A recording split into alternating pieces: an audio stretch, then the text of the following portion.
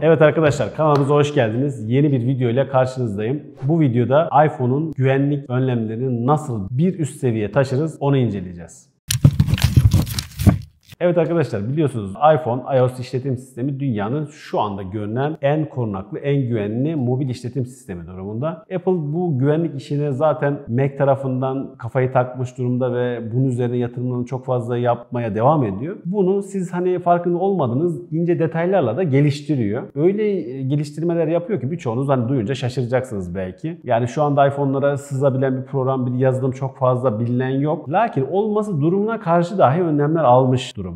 Apple şunu yapıyor. Örnek veriyorum, sizin uzak bağlantı, yani sizin telefonunuza bağlantı yapabilecek birçok program, üçüncü parti yazılım veya özellik kullanan programların arka planda bir işler çevirip sizin güvenliğinizi tehdit edebileceğini ihtimal dahi olsa bile bunu önlem alma ihtiyacı duyuyor. Bunu da eğer siz kendinizi bir siber saldırı, bir güvenlik açığında olduğunuzu düşünüyorsanız bu ayarları bir üst seviyeye çıkarıp telefonunuzu daha güvenli hale getirmenizi sağlattırabiliyorsunuz. Bunu nasıl yapıyorsunuz? Gelin bakalım. Bir yandan da ekran kaydı yapayım. Buradan bakalım. Şimdi arkadaşlar, telefonumuzda şöyle bir ayar yapmamız gerekiyor. Ayarlarda belki bileniniz vardır. Ayarlarımızı hatta şuradan açayım. Ayarlarımızı açıyoruz. Ayarlarımızın içinde hemen gizlilik ve güvenlik kısmını açıyoruz. Bakın bu en altta güvenlik kısmının ana başlığının altında kilit modu yazıyor. Bakın bu kilit modu kapalı bende. Buraya geliyorsunuz. Kilit modu size şunu yapıyor. Diyor ki açıklamada da kısa bir bakalım. Kilit modu yalnızca oldukça gelişmiş ve siber saldırı hedefinde olduğunuzu düşünenler için kullanılması gereken, çok daha sıkı güvenlik gösteren isteğe bağlı bir korumadır. Kilit modundayken, yani telefonunuz kapalıyken, ekranınız kapalıyken uygulamalar, web siteleri özellikle güvenlik nedeniyle sıkı bir şekilde sınırlanır ve bazı deneyimleri hiç kullanamaz. Yani nedir? Örnek veriyorum, siz haritayı kullanıyorsunuz. Harita arka planda konumunuzu buluyor. Siz eğer siber bir saldırı altındaysanız, suikast düzenleneceğini düşünüyorsanız veya birisinin sizi takip ettiğini düşünüyorsanız bu özelliği kapatırsanız hiçbir program sizi takip edemez diyor kısacası. Kilit modunu aç diyorum şimdi. Kilit modu açtığınız zaman bakın kilit modunu size neler getirdiğini burada gösteriyor. Ekranda yan tarafta şuradan bir yerden de akıtırız. Kilit modu aynı zamanda mesajlardan birçok mesajı engelliyor. Yani sizin tanımadığınız, sizinle ilişkisi olmayan mesajları engelliyor. Burada arka planda şu da var aslında. Belki geçmiş zamandan bilenleriniz olur. Mesajlarda bazı tanımlanamayan kodlar göndererek telefonlar ele geçirme yöntemleri vardı. Size bir mesaj atılıyordu. Telefonunuz kafayı yiyordu. Bir mesaj geliyor. Bu uzaktan gelen mesaj sizin telefonunuzda uyku halinde olan bazı programları, bazı yazılımları aktif hale getirip sizi takip etme, sizi izleme gibi özellikler yapabiliyordu. Mesajları sınırlandırarak böyle bir şey olma ihtimalini dahi kapatmış oluyor. FaceTime aramalarında gene bilmediğiniz bir kişi bu FaceTime'da ne yapabilir diyorsunuz.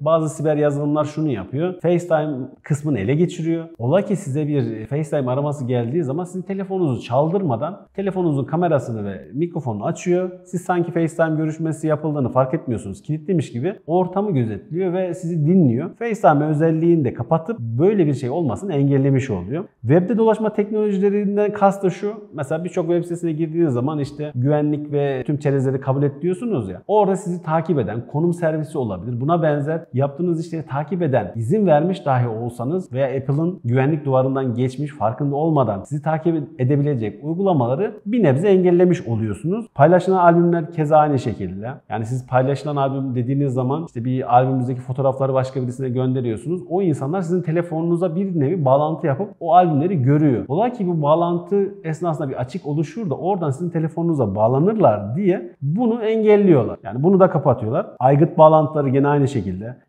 Olabilir ki bir kablolu bilgisayara takılır. Olabilir ki Bluetooth kulaklık gibi gösterilen bir cihazla bağlanıp sizin telefonunuzda bir işlem yapılabilir. Bunu engelliyorlar. Profiller veya konfigürasyonlar yüklenemez diyor. Bu da şöyle düşünün. Profiller dediğimiz belki biliyorsunuz birçok şirket, okul kullandıkları cihazlara profil yüklüyor ve işletim sistemi bir kısım özellikleri çalıştırıp bir kısım özellikleri sınırlandırıyor. Bazı ayarları otomatik yapıyor. Diyelim ki bir yerdesiniz, birisi gizlice telefonunuzu alıp bir profil yüklerse konum bilgisini şuraya gönder, şunu şöyle yap, bunu böyle yap diyebilir. Bu açıkken onu da yapılmasını engellemiş oluyor. Apple servisleri daha önce davet etmediğiniz kişilerden gelen servisleri, dediğim gibi davetleri de engelliyor. Tanımadığınız kişilerden gelenleri. Buradaki amaç sizin tanımadığınız, bilmediğiniz telefonunuzda bağlantı kurabilecek online, internet üzerinden olsun cihazın kendi içindeki sistemleri bloke etmek. Çünkü Apple diyor ki ben bunları engelledim ama Ola ki yarın bir gün bu kanallardan yeni bir engellemediğim, farkında olamadığım bir durum oluşursa siz bunu kapatırsanız oluşabilecek bu durumdan dahi kendinizi korumuş olursunuz diyor. Güzel bir özellik. Benim tahminim,